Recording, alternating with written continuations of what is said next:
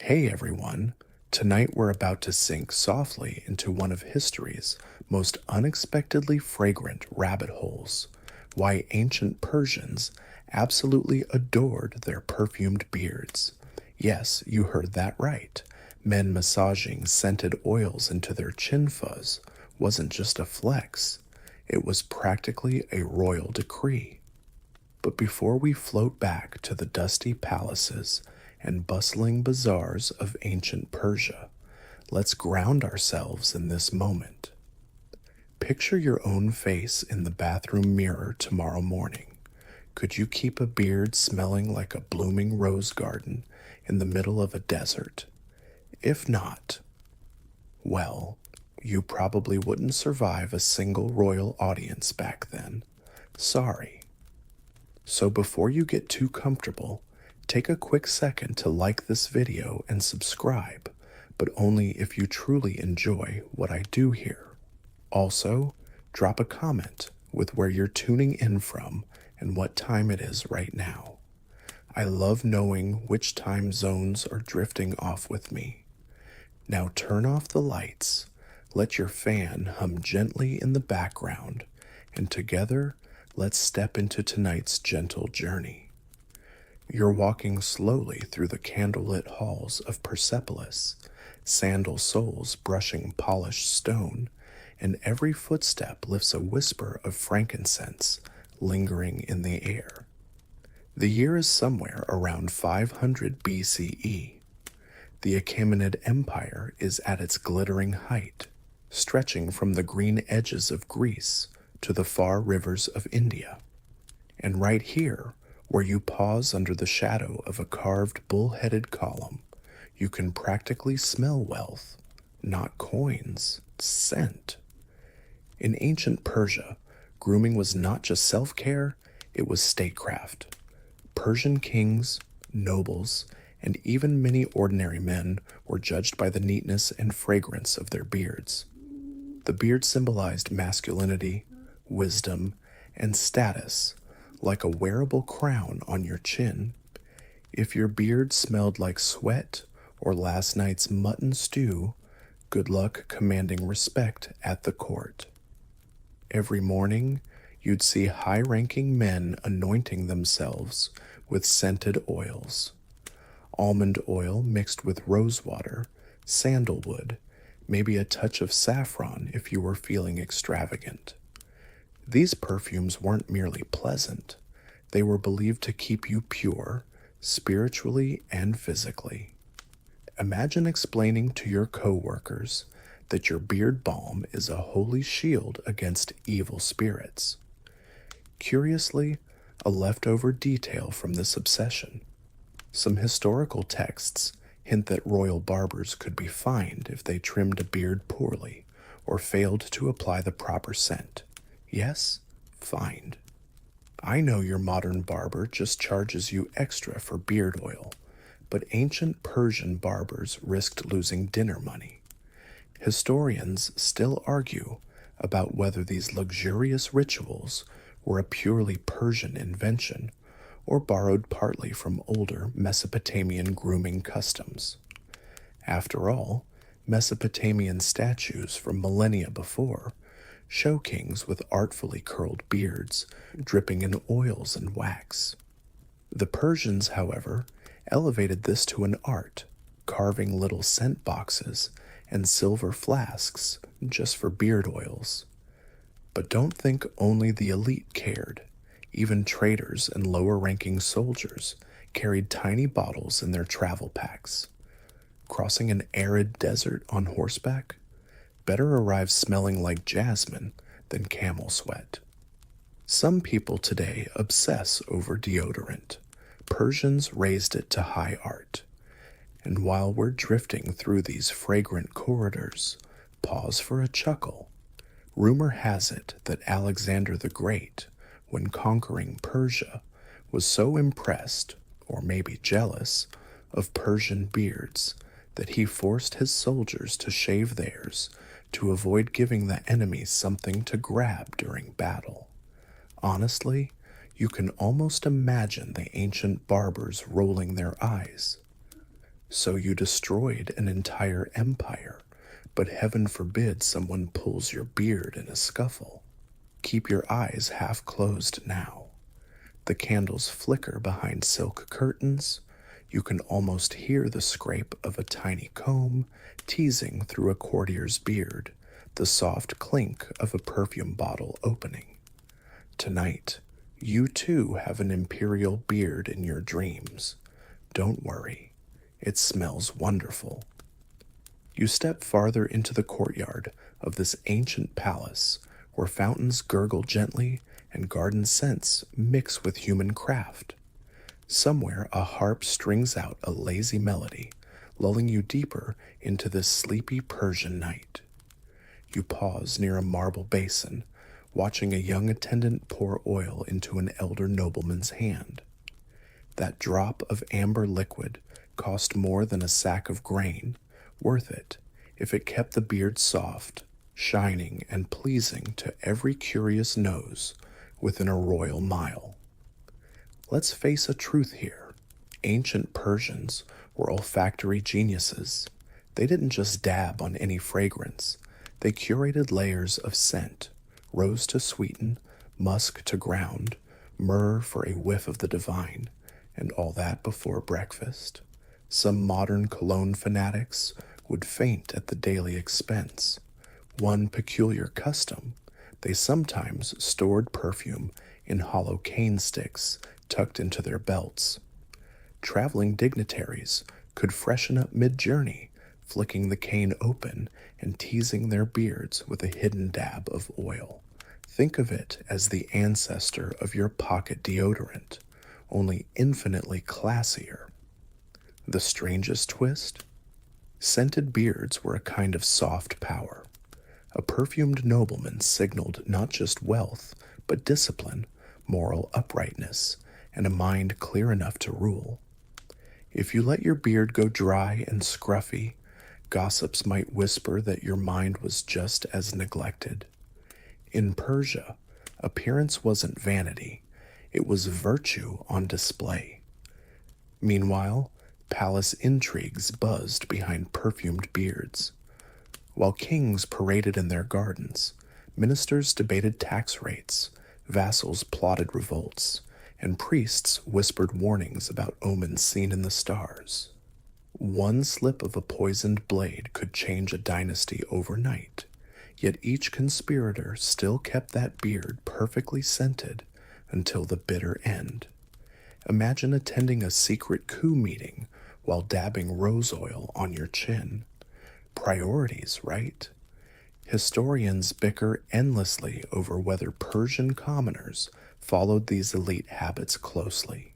Some argue only aristocrats had enough money for the fancy oils, while others insist even farmers dabbed simple myrtle or cedar oil before big market days. One clay tablet fragment hints at merchants who traded goat cheese and carried homemade rose salve to keep up appearances in crowded bazaars. And then there's the spice traders, unsung heroes of fragrant beards everywhere. They risked deserts, bandits, and suspicious customs officials to haul cardamom, cinnamon, and rare resins into Persian capitals. You owe that spicy whiff in your dream beard tonight to some half-starved camel caravan trudging across the Iranian plateau centuries ago. Between you and me, this royal grooming obsession made Persia a wonderland for ancient con artists. Fake perfumes, watered-down oils, even counterfeit frankincense found buyers among vain nobles desperate for a cheap whiff of paradise. You think modern knockoff colognes are shady? Persia did it first. Pause for a second, feel the phantom brush of a fine-toothed comb through your beard, real or imaginary. Feel the warm oil sinking into your skin. Somewhere out there, a breeze stirs a jasmine bush. You're not just drifting through an ancient empire tonight. You're wearing its silent badge of pride right on your chin. You drift past the flickering torchlight, and step into a quiet corner of the palace library. Scrolls and wax tablets line the cedar shelves. Even here, amid musty parchment and ink, the scent of beards drifts in the air, a subtle reminder that even scholars, scribes, and astrologers must carry themselves with scented dignity. You settle near an open window where the desert wind kisses your face, carrying hints of the royal garden's night-blooming flowers. Picture this. In this very library, royal decrees once recorded precise perfume recipes.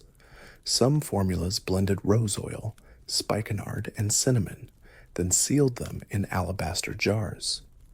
These weren't just vanity items. They were luxury gifts for ambassadors, bride prices for noble daughters, and tribute from conquered lands.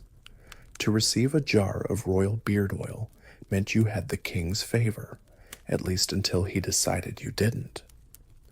One delightful oddity: certain high priests claimed that scented beards pleased the gods. They'd anoint themselves heavily before prayers, believing each fragrant curl carried prayers heavenward more swiftly. If you showed up at a temple smelling of sweat instead of frankincense, rumor said your wishes might just bounce back to earth, unanswered. Divine customer service. No fragrance, no favor. Scholars today still tangle over these rituals. Some insist they had deeper mystical roots, linking beard oils to Zoroastrian notions of purity and cleanliness. Others say it was all good politics, a way for kings to stand out and bind their nobles to courtly standards. After all, a room full of rivals, all busy combing their beards, leaves little time for open rebellion. Maybe, maybe not. The debate flickers on. Speaking of politics, in battle, a perfumed beard became a badge of unshakable pride. Warriors tucked tiny scent pouches inside helmets, so when they removed them after a dusty clash, they'd emerge not just alive but aromatic, testament to the unspoiled spirit beneath the armor. Imagine your modern sports coach handing out beard oil at halftime. There's a small Persian proverb passed down in dusty corners of folk tales. A man's worth can hide behind a beard, but its scent cannot lie. It's the gentle warning that a fine exterior only fools fools. Wise men sniff out the truth. Think about that next time you see someone flaunt perfect hair and shiny shoes. And here's a detail to tickle your half-sleepy mind. Persian nobles sometimes braided beads and tiny scent-infused charms directly into their beard strands. Each bead caught the light and the wind, releasing fragrance with every nod of the chin. If you're feeling brave tomorrow, try telling your barber you want a vintage, Achaemenid beard braid. Watch him Google that frantically. As you lean deeper into this night, your mind drifts from silver combs to warm oil bottles to endless star-pricked Persian skies. A kingdom where scent, pride, and political power swirled together like desert winds through palace columns. One more thing, this obsession didn't die easily. Long after Persia fell to Alexander, echoes of perfumed beards lingered through Parthian and Sasanian courts. Even medieval poets occasionally sighed over heroes whose fragrant beards matched their noble deeds. It's as if history itself refused to wash the perfume away. So tonight, you wear that invisible beard with pride. No matter how scruffy or baby smooth your real chin is, in this drifting dream, you walk like a noble of Persepolis, head high, oils gleaming, scent drifting behind you, like a secret no desert sun can burn away. You slip out of the library and into the hush of the moonlit royal gardens. The gravel path crunches softly under your sandals as you follow the winding maze of cypress and rose bushes. Somewhere ahead, a night watchman hums to himself, perhaps dreaming of a beard as fine as the king's while he leans on his spear. In these gardens, secrets once bloomed as readily as flowers. Beneath the jasmine vines, ministers whispered alliances.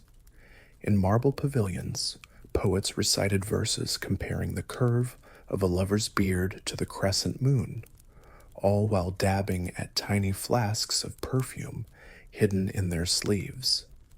Even now, if you breathe deep enough, you can almost taste rosewater on the wind.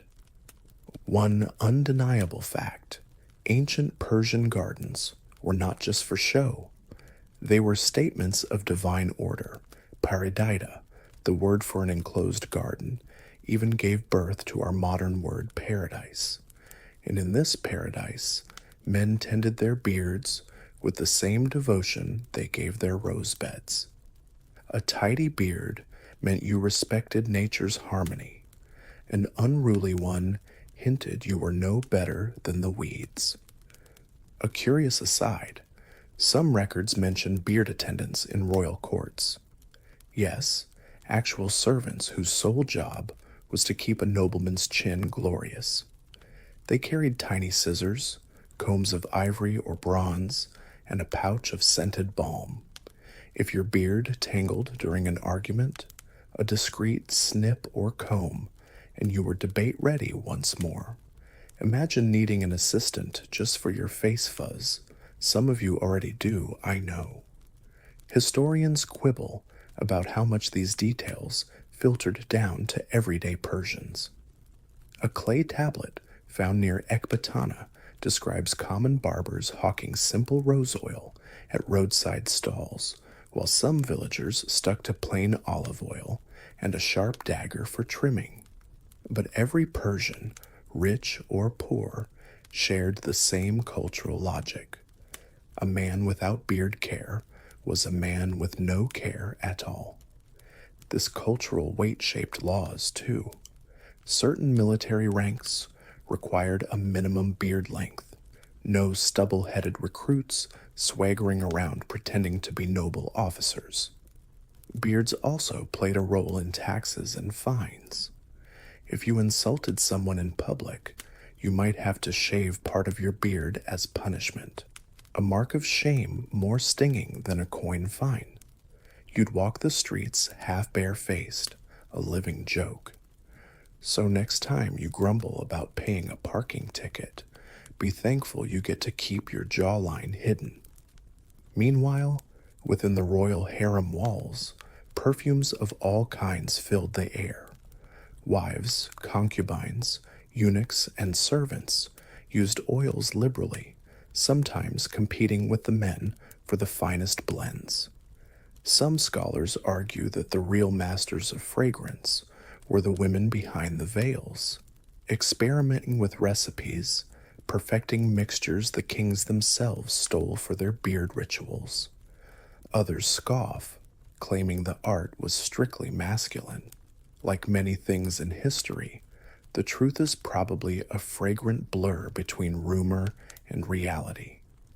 If you close your eyes now, you can feel the ghost of warm oil pressed gently along your jaw. The garden hums with crickets and distant laughter. Somewhere, a poet scribbles verses about your scent trailing through the roses. Tonight, you carry centuries of secret pride, hidden in the soft sheen along your chin. You wander further along the moonlit garden path, leaving the laughter behind and stepping into the hush near the palace baths. Marble basins steam under starlight. Bronze lamps flicker, throwing shadows that dance on wet tile floors. You slip off your sandals and let warm water kiss your feet. Just a taste of how Persians believed cleanliness and perfume were inseparable twins. Inside these royal bathhouses, everything smelled like heaven on a good day. Soap of sweet herbs, sandalwood steam, and of course, the ever-present swirl of beard oils. A man might soak an hour, scrubbing dust and sweat away, then spend twice that time having his beard trimmed, shaped, and dabbed with scent. If he stepped back into court without this ritual, polite society might recoil faster than a startled cat. Some older chronicles say the finest bathhouses employed oil whisperers, specialists who knew precisely which blend matched your mood, rank, and season. Rose for spring, jasmine for summer, amber for winter chills. A good oil whisperer could earn more gold in a month than a stone mason did in a year. Bad news if they mixed up your beard oil with someone else's. Court gossip was merciless. One fascinating tidbit: Persians believed scent had a protective quality against illness. Physicians of the royal court prescribed scented balms for headaches, stress, even melancholy. A well-oiled beard wasn't just for style, it was medicine. Next time your boss grumbles about your fancy beard balm at work, tell them it's basically an ancient cure for the Monday blues. Academic minds still tangle over this. Did Persians adopt this medicinal approach from earlier Egyptian perfumery, or was it an evolution all their own? Some argue Greek scribes spread half-truths to sell more spices along the Silk Road, inflating Persia's scent obsession for profit. Others say archaeological finds, tiny carved flasks buried in noble graves, prove Persians clung to perfume till their dying breath. Who's right? Maybe both, maybe neither. That's history's charming curse. Not all scents were roses and spice. One old travel diary from a Greek envoy whines endlessly about the stifling cloud that hit him when standing too close to the Shah's beard. Imagine getting overwhelmed by a storm of sandalwood, frankincense, and sweat, romantic for some, nauseating for others. But in Persia, too much scent was better than none at all. Better to drown your enemies in fragrance than greet them with a whiff of stale bread. Let's break the mood for a sleepy grin. Rumor says some nobles went overboard and dumped whole jugs of oil onto their beards before parties. One sat so close to a torch that his oiled curls caught fire mid-toast. Historians note he survived with dignity intact, though his beard needed substantial repairs. So maybe don't try that at your next barbecue. By now, your mind drifts like smoke curling from an incense burner. You sit by the baths, watching servants ferry fresh towels and glass vials of liquid gold. Overhead, the Persian stars wink down, tiny mirrors of the tiny bottles tucked in every nobleman's sleeve. Here in this realm, a beard wasn't just hair. It was your passport, your pride, and your promise that you knew how to live beautifully, even if tomorrow brought swords and betrayal. Tonight, you wear this history lightly. A dream beard, a whisper of scent, a lesson that a little care for yourself, whether on your chin or in your heart, can echo through centuries, long after empires turn to dust. Your feet lead you out of the warm mist of the palace baths and back into the winding corridors where moonlight slips through lattice windows and dances on the polished floors. Somewhere deep in these halls, a royal barber sharpens a blade by candlelight, humming an old lullaby about heroes and the scent of paradise.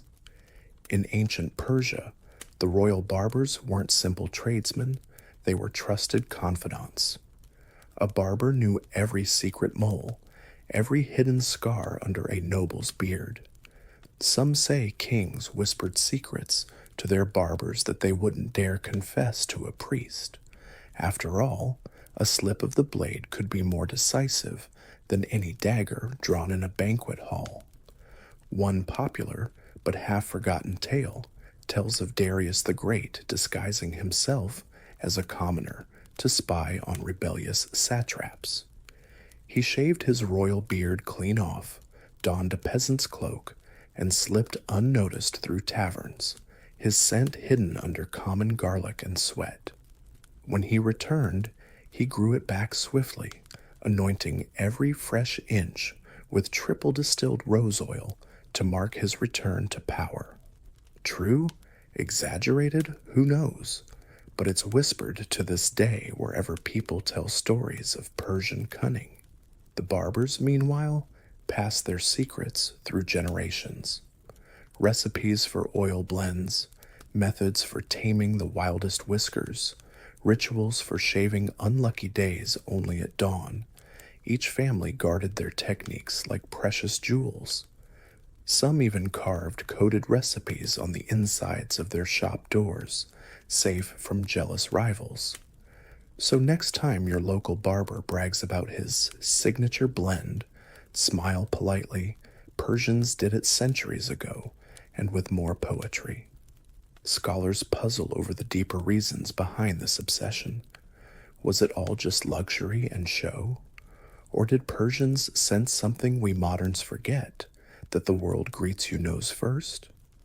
In an age before antiseptic soaps and shampoo ads, your scent spoke your worth long before your words did. A perfumed beard told strangers, I am clean, I am disciplined, I am closer to the divine than the dirt. This obsession even bled into punishment and insult. In some border provinces, captured rebels had their beards forcibly shaved, stripping away not just hair, but honor, social standing, even masculinity in the harshest eyes. One surviving parchment details an entire noble family forced to parade clean-shaven through their village square, watched by sneering neighbors. It stung more deeply than any coin fine or whipping could. Yet for all its strict rules, beard culture carried a gentle side too. Fathers taught sons how to blend simple oils, how to comb patiently, how to sit still while older hands trimmed away split ends. These moments wove generations together, tiny lessons of self-respect and quiet pride. One last peculiar fact before your eyelids grow too heavy. Ancient Persian travelers sometimes carried a scrap of cloth soaked in their favorite beard oil, tucked in a belt pouch. Far from home, surrounded by strange tongues and strange faces, they'd press that cloth to their nose at night. A fragrant anchor to memories of family and palace gardens, a portable piece of paradise. So here you sit, spirit wandering these echoing halls. You stand taller, your dream beard catching moonlight like a royal seal. Somewhere beyond these walls, the desert winds still sigh through half-buried ruins, whispering tales of noble men who smelled like blooming orchards under a ruthless sun. The halls fade behind you as dawn teases the Persian sky, tinting the domes and terraces in soft blush and gold. You step onto a high stone balcony, the empire sprawling beneath you in waves of sand, river green, and distant mountain blue. Somewhere below, a sleepy guard yawns, and far beyond the city walls, caravans of spice traders snake slowly across the horizon. By now, your dream beard feels like an old friend, warm, scented, a badge of quiet glory from a world that prized elegance in the smallest gestures. But even as you breathe in the last drifts of rose and myrrh, you sense the undercurrent. Empires rise, perfumes fade, and beards, no matter how perfectly combed, eventually turn to dust. And yet, traces linger. When Arab conquerors swept through Persia centuries later, they adopted some of these grooming arts. Poets in Baghdad and Damascus sang verses of scented locks and chin adornments. Medieval Persian literature brims with couplets praising the beloved's fragrant beard as proof of his gentle soul. Persian expats carried their oils and combs from palace to palace, imprinting customs that still echo in parts of the Middle East and South Asia today. Historians continue to tug at the threads. Was this obsession truly unique to Persians, or did they polish an older Babylonian or Assyrian tradition until it gleamed? Some argue the Persians simply perfected the formula, combined devotion to cleanliness, access to rare spices, and a royal court where scent could be weapon and promise all at once. Others claim the Greeks exaggerated it to exoticize their Eastern rivals. As always, the truth drifts between scrolls and rumor. One overlooked detail: the sustainability of scent. Ancient scribes left records of entire gardens planted just to supply court perfumers, roses, saffron crocus beds, myrtle groves. Some emperors even experimented with perfumed fountains, trickling water scented with infusions of rose or orange blossom. Imagine wandering through a royal park where even the mist smelled better than your modern cologne aisle. Of course, it wasn't all roses. Harvesting fragrant plants at imperial scale sometimes sparked conflicts with local farmers. Stories tell of villages forced to uproot food crops for acres of roses or cinnamon trees. There's even a dry joke among Persian historians. The king's beard fed no peasants, yet every peasant fed the king's beard. Brutal, but not entirely untrue. Still, for the nobles leaning on their balcony rails like you do now, the world must have seemed a garden at their command. They rose in the cool of dawn, sat patiently while their barbers worked, and breathed deeply of their scented reflection. Another day begun with ritual and pride. And you, your journey tonight reminds you that beauty isn't only about mirrors and oils. It's the intention, the care you give yourself, the courtesy you show others by not forcing them to endure your unwashed gloom. A lesson ancient Persians tattooed on every bristled chin. So stand here a moment longer. The wind lifts the last echo of frankincense toward the pale sunrise. Listen, somewhere a young prince laughs as his father tests a new blend of saffron oil. Somewhere an old poet wakes in a stone courtyard and hums verses about a beard more delicate than rose petals. Somewhere a tired caravan leader dips his hand into a pouch of myrtle oil, dabs it along his jaw, and steps bravely into the desert dawn, carrying paradise on his skin. You lean into the soft warmth of the rising sun, feeling its golden touch on your dream beard, a final blessing from an empire long folded into sand and legend. Below the balcony, the city stirs. Merchants unlock stalls heavy with spices and silk, and temple bells murmur, calling the faithful to prayer. Somewhere, an apprentice barber sharpens his razors and mixes a fresh batch of rose oil, humming the same old lullaby his father taught him. The more you drift through these whispers of history, the clearer it becomes.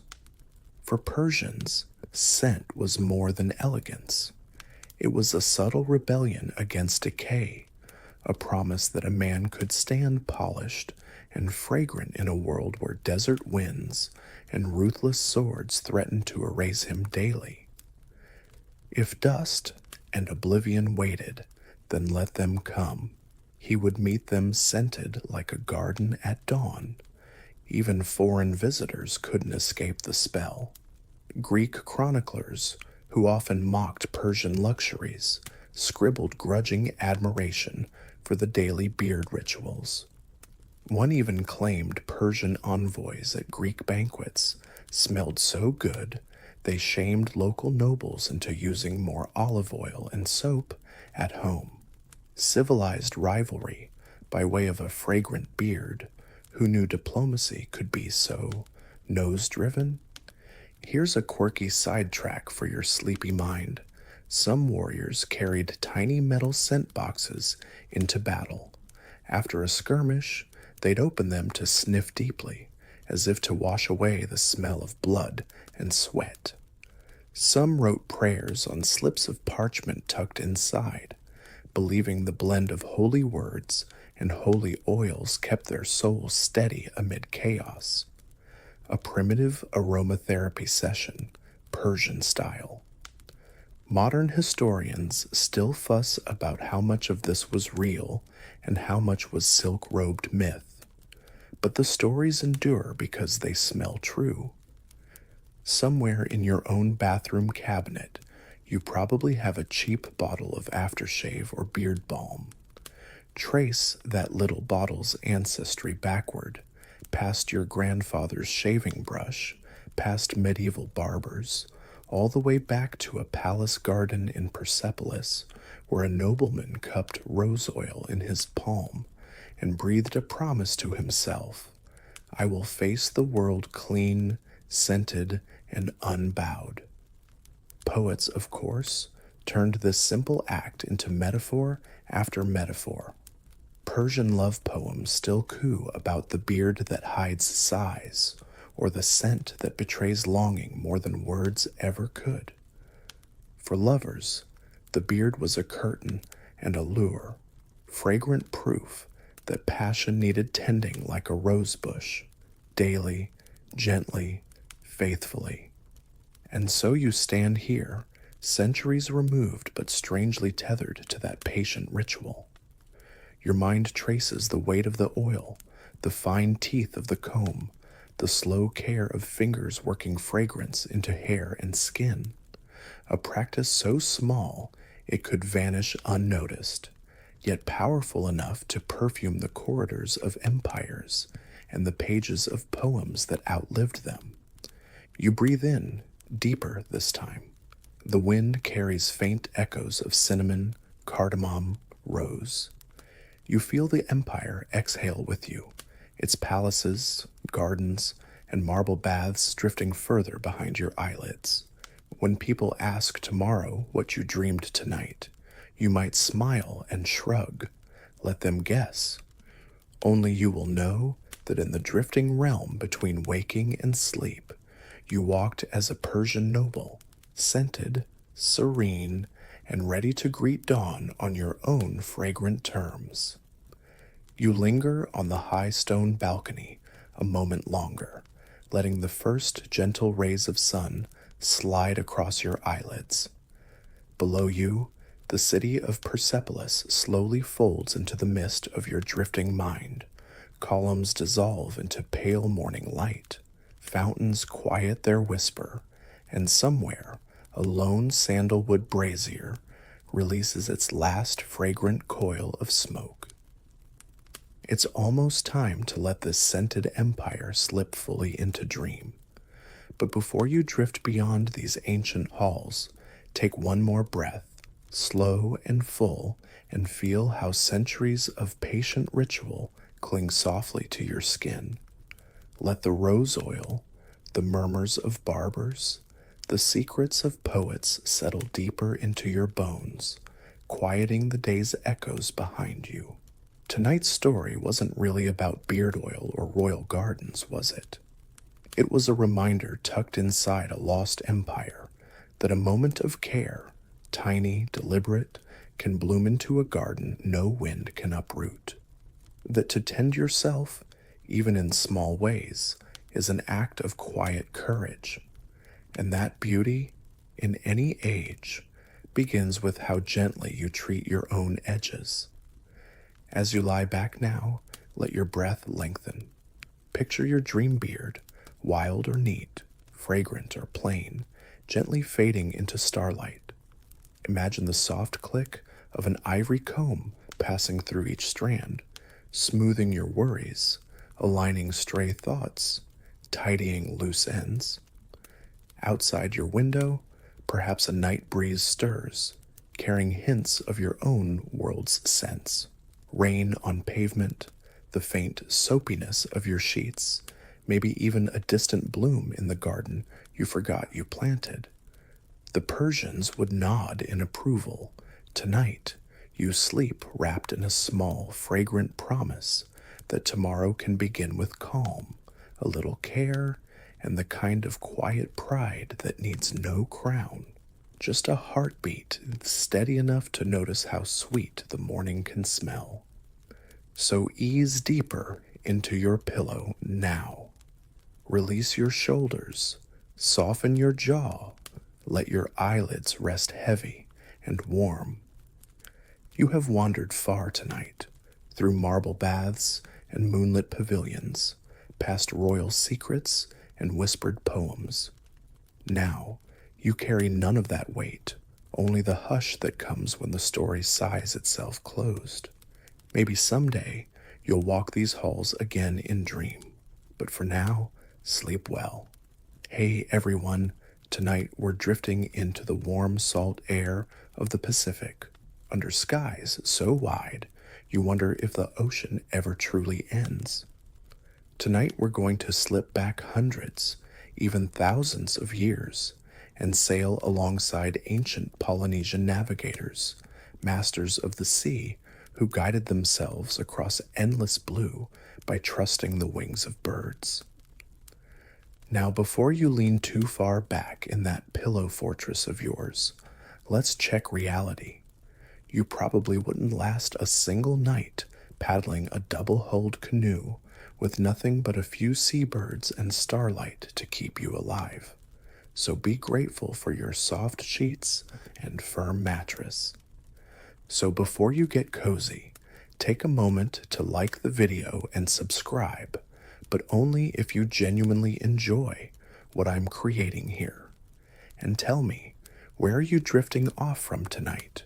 What's your local time? I love knowing just how many time zones this little story sails through. Now turn off the lights, let your fan hum a soft breeze into your ear, and let's begin tonight's voyage together. You press your palms against the polished wood of a canoe that seems impossibly light, yet sturdy enough to cradle a whole family through storms and calm alike. It sways gently under your weight, the water lapping at its sides like a patient heartbeat. Around you, a horizon of liquid silver swells under the moon. Back in these islands, Tahiti, Samoa, Hawaii, navigation wasn't learned from books. There were no compasses, no charts hidden in drawers. There was only the memory of elders and the restless flight of birds. Polynesians were so attuned to the habits of frigate birds, terns, and noddies that they knew which direction home lay just by watching where the birds rose at dawn or dipped at dusk. Imagine you squint toward the pink blush of dawn and see a single bird arch into the sky. That's not random, that's a sign. These birds can fly hours out to sea, but when night approaches, they always return to land. Spot enough of them, and you have a living map, sketched across the clouds. Your hands flex around a paddle, smooth from generations of touch. You feel the salt dry on your lips, your calves tighten as you balance. Under your bare feet, the canoe flexes like a living rib cage. Somewhere behind you, a relative hums a chant to keep the pace of the waves steady in your mind. The main truth here is simple. Polynesians spread farther and faster than almost any other seafaring culture before modern engines. They conquered vast distances, thousands of miles of open sea, long before European sailors trusted life beyond the horizon. But here's a delightful oddity. Sometimes navigators carried cages of frigate birds or noddies on their decks. If they suspected land was near but fog or clouds made it hard to see, they'd release a bird and watch. If the creature circled and darted back to the canoe, no land was close enough. But if it arrowed straight off and vanished, land ahoy. Historians still argue whether all these bird techniques were taught systematically, or if some voyagers simply learned by watching and surviving. Oral tradition is tricky. It weaves truth with legend so tightly that peeling them apart is like trying to untangle wet fishing nets with numb fingers. A sudden breeze lifts the sweat off your neck. You taste salt. In the lull between paddles, you chuckle at a modern thought. Google Maps won't save you out here. If your phone fell overboard, it'd become fish food within seconds, and you'd better hope your bird friends don't abandon you too. The chant behind you softens into silence as the sun clears the water's edge. You ride the swell, half spirit, half sailor, your mind tethered to feathers tracing circles overhead. The sun climbs higher, melting the night's last shadows into the rippling blue. You push your shoulders back, feeling the canoe slide smoother as the sea's pulse steadies beneath your weight. Ahead, the ocean stretches forever, yet you carry an invisible map stitched from starlight, wind, and birds that chatter above like restless guardians. In your world, a flight attendant asks if you'd like juice or soda. Here, your travel companions are sharp-eyed seabirds who don't care about snacks, but can hint where an island lies days away. This was the Polynesian genius, to read signs no European sailor could imagine, to trust instincts honed through stories whispered by grandfathers who'd never drawn a map but always found home. A truth tucked into your journey. The Polynesians didn't just drift aimlessly, they voyaged deliberately. Islands as far apart as Hawaii and New Zealand were settled by people who knew how to return if they must. These voyages were testaments to memory. No ink, no parchment, just salt, feathers, and faith. You lean closer to the edge of the canoe. The water below is so clear you see your own reflection, a sleepy face that hasn't paddled an inch but dreams alongside ancestors tonight. A fish darts by, scales flicking a quick rainbow in the sun. You smile, wondering if that fish will appear again in the net of a distant descendant. Let's sprinkle in something odd. Polynesian navigators sometimes used the behavior of drifting debris or sea foam to judge currents. A floating coconut or cluster of leaves might tell you about an island's river mouth or an underwater reef. Imagine betting your life on a soggy coconut. Of course, not everyone agrees how far back this knowledge goes. Some scholars argue organized long-distance voyages only peaked a few centuries before Europeans arrived. Others swear these techniques existed for thousands of years, passed mouth to mouth, chant to chant. Some even insist ancient Pacific seafarers might have touched the Americas long before Columbus's itchy boots hit the sand. A hot debate over a cold ocean, still simmering in dusty university halls. You shift in your seat, the canoe rocking gently as you tap your fingers on the gunwale. The breeze lifts your hair, tickling your ears with the hiss of faraway breakers. You can almost hear the distant surf hitting the reef of an island, still hidden from your eyes, but not from the birds that circle above, whispering secrets you're only just learning to decode. A playful thought drifts through your mind. If you tried this today, you'd probably pack sunscreen, a GPS tracker, and a satellite phone, and still get hopelessly lost within hours. Modern conveniences feel like toys compared to this raw dance with nature. As the afternoon sun bakes your shoulders, you and your feathered companions keep watch. A small tern cries out, dips low, then vanishes toward the horizon. You know what that means: hope, land, or at least a chance to find it before hunger or thirst bite too deep. Around you, the crew murmurs softly, words you don't quite catch, but feel in your bones.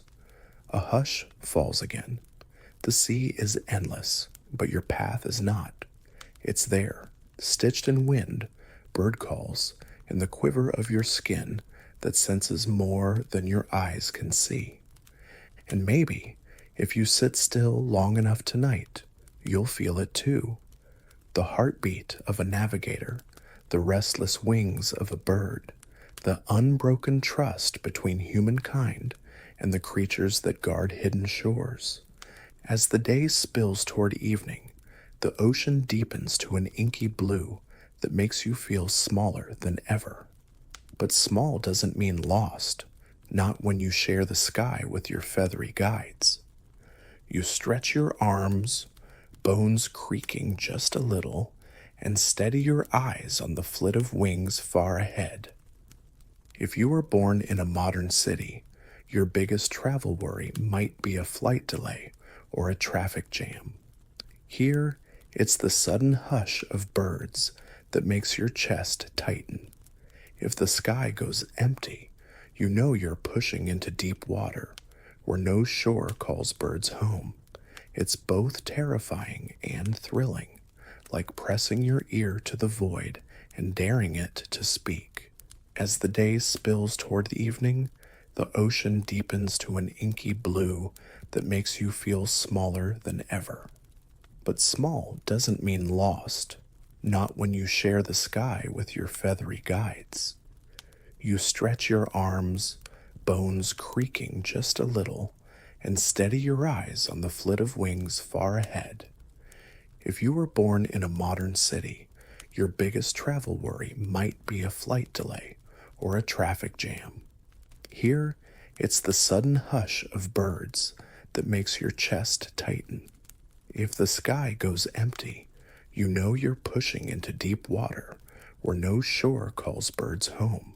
It's both terrifying and thrilling, like pressing your ear to the void and daring it to speak.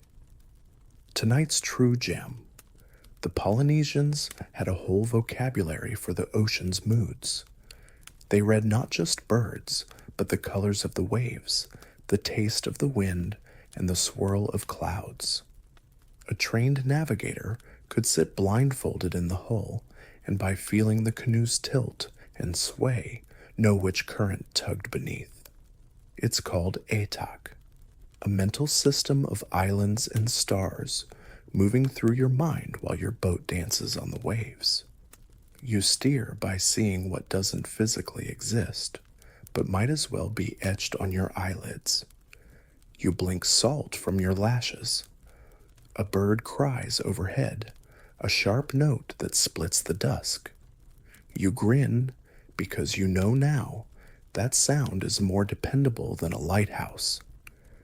Speaking of oddities, did you know some navigators kept small animals on board, like pigs or chickens, not just for food, but because the creature's restlessness hinted at a nearing island? Imagine that. Your dinner clucking to warn you you're almost home. If only your fridge gave such helpful travel updates.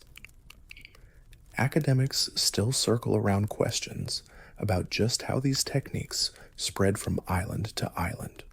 Some insist brave souls sailed out with no plan except trust. Others argue that chain migration, step by step from one speck of land to the next, built a mental map of the Pacific long before we had the word Pacific. And so the debate rolls on, salty and stubborn, like an argument whispered over crashing surf. You reach out to steady yourself as the canoe slides into evening's embrace. Overhead, the first pinpricks of stars appear, tiny lanterns lighting your mind's map.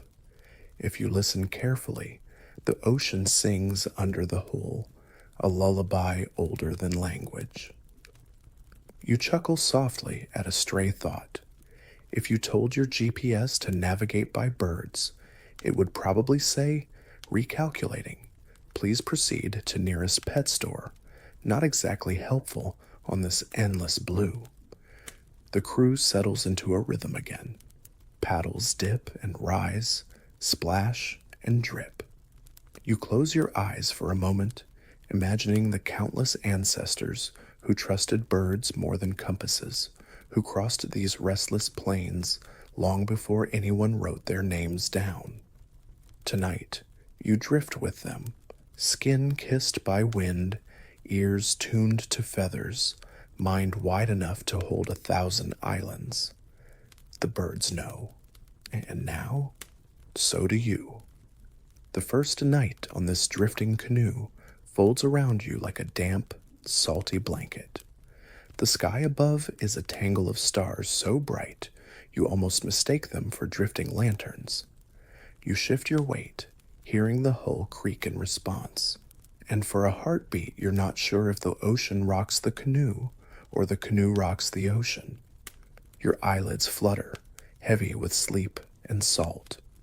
Yet sleep must wait, because the birds do not sleep for you. They flutter overhead, dark silhouettes cutting across the moon, restless and watchful. You listen. Wings, waves, the occasional squawk that splits the night like a crack in porcelain. Tonight's historical truth comes gliding in on soft feathers. Polynesians navigated by reading star paths as much as by birds. Stars were memorized in pairs and sequences, each pair a signpost marking where an island might hide beyond the curve of the horizon. By dawn, a good navigator could recite the entire vault above you, star by star, as confidently as reciting your favorite song lyrics today. The canoe shifts beneath you.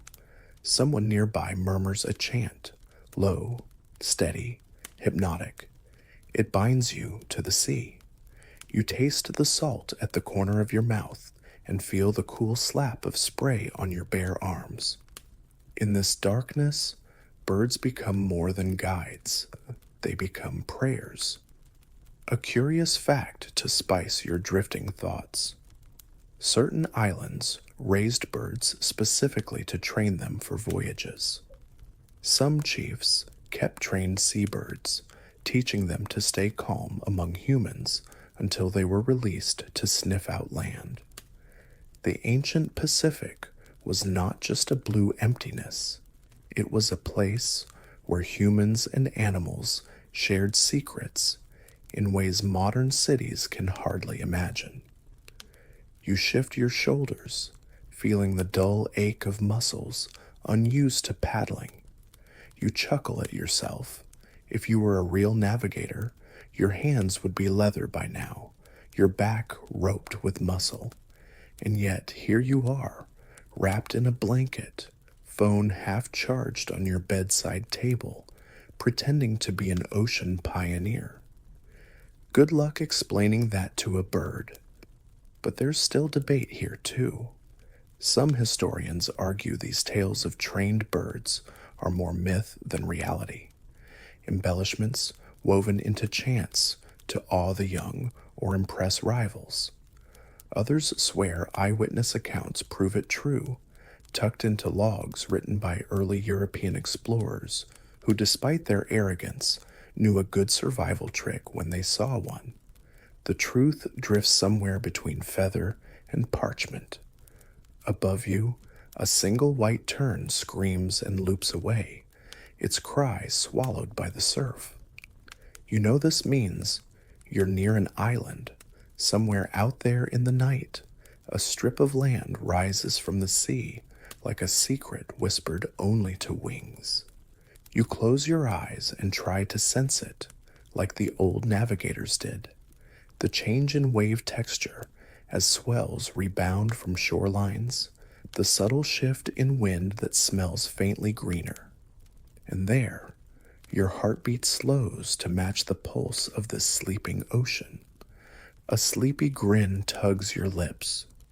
If your friends could see you now, they'd say you've gone overboard, chasing imaginary birds through midnight surf. But tonight, they don't get a say. This is your voyage, your whispered secret with a billion stars and a handful of feathers. A paddle dips beside you, pulling you deeper into this ancient highway. The chant behind you grows softer, melting into the hush of the sea. Dawn unfurls across your watery world like a shy smile, first a blush at the rim of the sea, then a sweep of orange that warms your shoulders.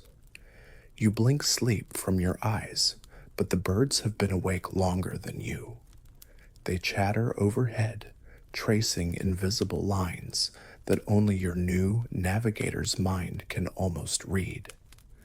Your fingers trail in the water, feeling the ocean's skin slip cool and clean between them. Beneath the canoe, the sea hums, a giant alive with currents and secrets. You imagine a map not on paper, but in your chest. Each heartbeat echoes the tug of waves below. Each breath mimics the hush of wind above. Here's your sturdy fact for this stretch. Polynesian navigators didn't just rely on birds and stars. They watched the ocean's swells, like poets reading verses in motion. Swells bend and bounce off islands long before you see land. A true master could feel the canoe's slight sway and guess if an island lay east, west, or nowhere close at all. It's an art and a science, an ocean symphony played on your bones. You exhale, amused at a sudden modern thought. Imagine explaining to your weather app that your canoe turns left because the wave under your butt feels slightly fatter than the last one. Good luck coding that feature. Not every voyage ended sweetly. There are whispered tales of outriggers lost to storms, paddlers gone too far into the horizon's trap, birds that vanished into the cloud and never came back. Yet despite loss, these people sailed on, stitching the Pacific together with faith, muscle, and those feathered beacons above. An odd side note for your sleepy mind. Some navigators even claimed to sense phosphorescence, tiny organisms that glow when stirred. By watching how their canoe's wake lit up the water, they'd judge speed and current. Glowing plankton as a speedometer. Eat your heart out, Tesla.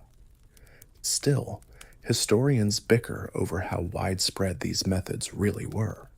Did every captain trust birds, swells, and glowing critters alike?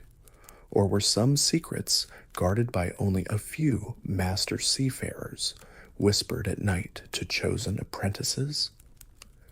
No one agrees completely, and maybe that's the sea's final joke. Its truths slip through fingers like water. Your shoulders ache now, not just from the paddle you clutch in your dream, but from the weight of imagining what it took to sail uncharted blue with only instincts and birdsong to call a compass. You reach up and scratch your scalp, half expecting salt crust under your nails. A soft laugh bubbles from your throat. Somewhere out there, modern sailors rely on sonar, radar, GPS satellites hovering like steel birds of their own. But here, your high-tech tools are feathers, tides, and that pulse in your gut that says home is that way. The sun lifts higher, sparkling the waves into a restless quilt of diamonds. A tern dives suddenly, then rockets back up, a sharp cry tearing the morning. Your pulse jumps in time with it. Somewhere ahead, a shadow of green might wait. You shift your hips, settling deeper into your imagined canoe. Around you, the crew moves in rhythm, dipping paddles, sharing sips of sweet coconut water, whispering chants that knit your minds to the ocean's heartbeat. Don't drift too far into sleep just yet. We still have birds to follow, waves to read, and one more great secret hidden in this salty expanse. Midday settles over your canoe like a gentle weight, sun high, air thick, sweat prickling under your arms. You squint at the birds wheeling overhead, their wings slicing the blue with a confidence you envy. Somewhere deep inside, your pulse matches their glide, calm, sure, unhurried. You shift on the narrow wooden beam that supports you. The ocean's lullaby drums against the hull, steady enough to tempt sleep, yet you cling to wakefulness. There's too much wonder still afloat on this watery highway. Another sturdy truth to tuck in your dream pocket. Some Polynesian voyagers brought along wayfinders, specialists who memorized islands, stars, currents, and yes, bird behavior in layers so thick they could recite them in song. These human maps carried your ancestors across spaces so vast that even today, pilots and ships respect those same ancient sea lanes. A squawk breaks your thought. A frigate bird, long wings cleaving air, shrieks as it plunges toward a fish flicking silver at the surface. You chuckle softly. Out here, even lunch comes on wings. And here's a bizarre sliver of trivia to spice up your nap. Some oral histories whisper that a navigator could tell how far an island lay by the smell of the sea air changing, like catching a hint of green freshness miles before land shows its face. Sailors claimed they could sniff the difference between deep ocean and coastal breeze. Can your city nose manage that? Doubtful, unless your neighbor's barbecue counts. Of course, scholars fuss endlessly about these tales. Some call it romantic nonsense, the stuff of drunken fishermen bragging at dusk. Others point to consistent accounts scattered across the Pacific, elders describing how, on certain nights, they'd taste the air and announce land before anyone saw a palm frond. So the debate rolls on, salty as ever. The sun stings your shoulders now. You pause, drag your hand through the ocean's cool skin. A sudden gust carries a whiff of something not quite salt. Could it be? Maybe tonight you'll dream you caught the scent of an invisible island, just like your ancestors claimed. Your companions shift, murmuring to one another in a tongue older than your own heartbeat. A paddle dips, rises, drips clear threads of ocean back into its mother's arms. Somewhere nearby, a boy laughs softly, proof that even on long voyages, mischief finds a home. Your mind drifts for a heartbeat. You picture yourself back on dry land, fumbling with a navigation app, cursing at slow Wi-Fi. Out here, you have birds instead of bars, and the signal never drops, unless a storm swallows the sky whole. A quiet thought soothes you. This canoe is no different from your bed tonight. Both carry you across something vast and unknown. In one, your dreams steer.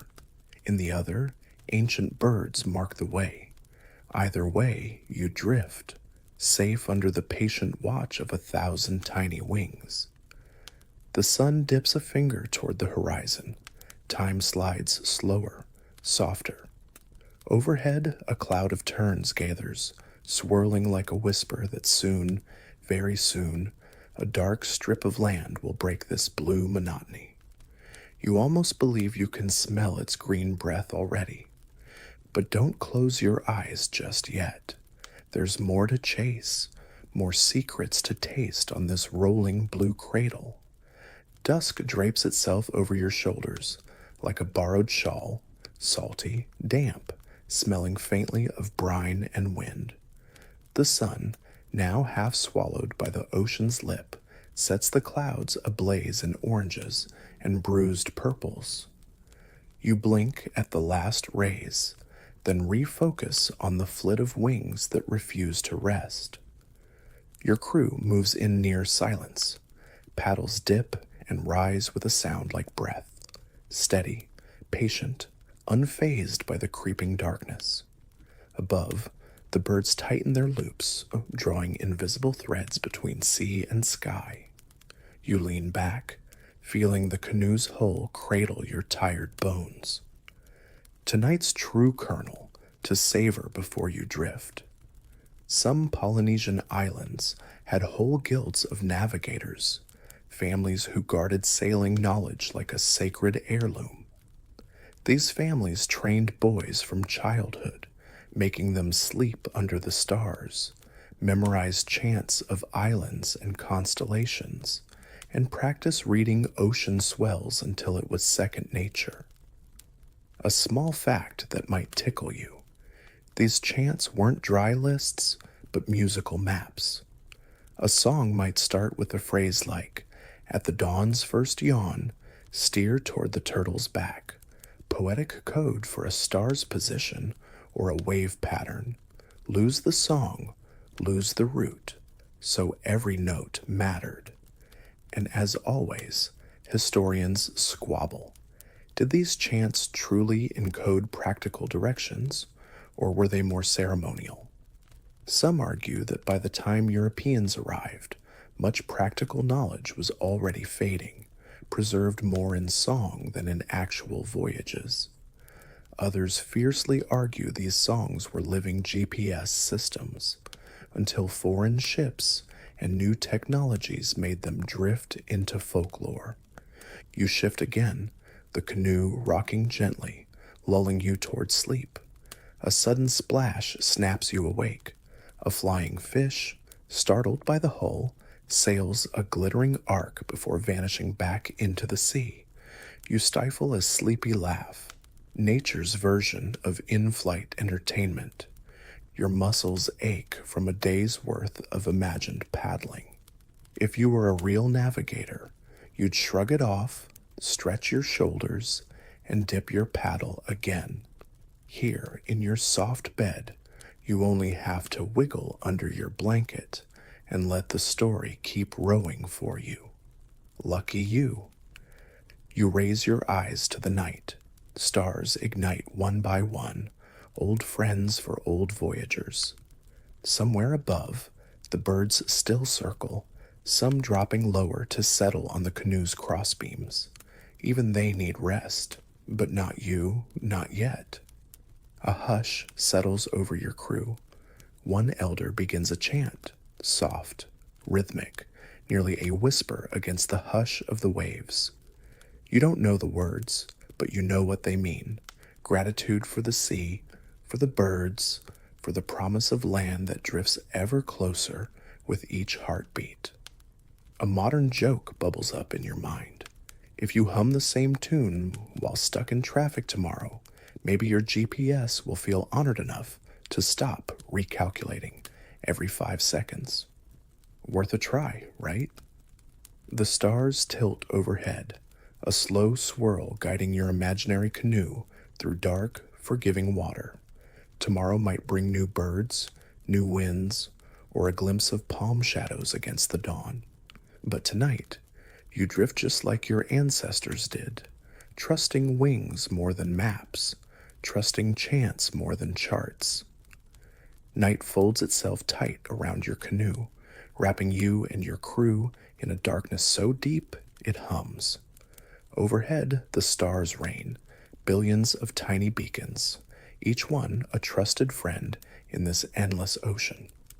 You tilt your head back, tracing the arcs the birds left behind before they roosted on the crossbeams. For now, they sleep. Your mind does not. The hull rocks gently beneath your hips, keeping time with your pulse. You reach out and drag your fingers through the water, cool, silk slick. Somewhere far below, the ocean floor dreams of old volcanoes and drifting coral. Up here, you dream of land that still hides behind the curve of dawn. Let's anchor this drifting mind with one last solid truth. Polynesian navigation didn't just shape their own islands, it quietly influenced modern sailors too. Techniques once dismissed as folklore have been tested by modern canoe revivals, proving that chance, birds, and star lore can guide a boat more reliably than some clunky metal compass when used with respect. The revival of this art shows that ancient genius never truly sinks.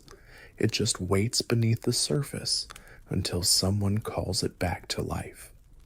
A soft laugh bubbles out of you as you think. You, lying half awake in a cozy bed, might now know more about wave swells than most yacht owners. Imagine bragging about that at your next dinner party. Oh yes, I navigate by bird chatter and star gossip now. Watch how quickly that clears a table. A sudden splash, a fish, or maybe just your imagination teasing you. You curl tighter into your blanket, pretending it's a woven mat laid across the canoe's crossbeam. Overhead, the stars wink at your silliness, but cradle you all the same. Here's an odd scrap to lull you deeper. Some navigators believed that before setting out, they needed spiritual permission from the birds themselves. Legends tell of rituals, whispers to seabirds at dawn, or small offerings cast onto the waves. No permission, no voyage. A pact between feathers and flesh, salt and bone. Scholars pick at this, of course. Some claim the rituals were just social glue, ways to calm restless sailors before a dangerous trip. Others insist the rituals really mattered, because without mental harmony with nature, no human could trust their senses well enough to survive out there. Who's right? The sea, patient and smug, keeps its secrets. A yawn tugs at your jaw. You roll your neck, feeling each vertebra crackle like firewood. If you listen closely, the hush of the ocean seeps through your walls tonight. Waves that slap gently at your window, if only in your mind. You shift again on your imaginary canoe. Above, the birds sleep, wings tucked, heads buried beneath feathers, trusting you to steer this drifting hull through the soft crush of starlight. You are alone, but never lonely. Your eyelids flutter. The chant of your crew rises again, low, wordless now, more hum than prayer. It drifts through your chest like a heartbeat not quite your own. A faint glow teases the horizon, a smudge of gray slowly surrendering to the earliest blush of dawn. You squint through salt, heavy lashes, heart drumming a slow, sure rhythm in your chest. The birds stir first, feathers ruffle, soft coos break the hush, wings stretch in shadows overhead. Their rest is over, yours, almost so. Your hands find the paddle again. Imagined calluses scrape the wood, imagined muscles complain, but your spirit hums awake with the birds. You feel the canoe respond, each dip of blade, each hiss of water parting, each subtle push that draws you closer to the promise of solid ground. Another fact to fold into your drifting mind. Modern wayfinding voyagers, like those who revived the mighty Hokulea canoe, proved this wasn't just legend. In 1976, that canoe sailed from Hawaii to Tahiti, guided only by traditional techniques: birds, stars, swells, and sun and gut sense. No compass, no engine humming comfort beneath the boards. A feat so cleanly executed that it silenced skeptics who scoffed at ancient seafaring. You grin in the dawn's chill. Somewhere, An old professor choked on his pipe smoke when those sails cracked open the horizon exactly where the chants said they would. Sometimes the past isn't quaint. It's quietly more precise than your app's estimated arrival time. A tern shrieks overhead, an urgent note that makes your spine tingle. You glance where its beak points, a smudge against dawn's gentle belly. Land, not yet clear, but your heart knows it before your eyes do. Let's layer in something odd for your pillow drift. Some ancient stories say a skilled navigator could sleep without worry because his spirit would stand guard on deck, scanning the horizon for dangers while his body rested. A double soul, so to speak. Good luck explaining that to your skeptical roommate. Of course, historians roll their eyes. Some dismiss it as poetic nonsense. Others squint at hints in old chants that maybe it wasn't so far-fetched after all. In any case, tonight, your double soul has done well. You slept while drifting, and the birds never abandoned you. Your crew senses it too. Voices brighten, paddles slap more eagerly. You inhale deeply. The air no longer tastes purely of salt. It carries a faint, sweet greenness, the scent of life. Ferns, perhaps, or the first hush of a village cooking its dawn meal. You laugh, soft and sleepy. Imagine landing after days of sunburn and salt sores, only to find out you forgot your wallet back home. Not a problem for you. Your whole currency is trust, in birds, in stars, in your own bones humming true north. The swell shifts, a slight bump under the canoe's belly as shallow water whispers beneath. Ahead, palm crowns slowly separate from the morning haze, bold as a promise. The birds wheel and cry their victory song. They knew all along. You close your eyes for a heartbeat longer. You see the whole voyage in reverse. Stars turning, swells rolling, feathers fluttering, chants echoing. You see your ancestors, smiling through time, saying, "We never needed your maps. We had the birds." The first true breath of land brushes your face, cooler, sweeter, tangled with the earthy perfume of leaves and flowers yet unseen. You lift your head, spine stretching after long hours hunched over the paddle. The birds know it before you do. They launch skyward in excited bursts, crying out for hidden coves and fruit-laden trees waiting just beyond the break. You steal a glance behind. The endless ocean you've crossed shivers in the rising light, a rolling quilt of blues and silvers, now politely bowing you away. You are almost home, though your home was never a place.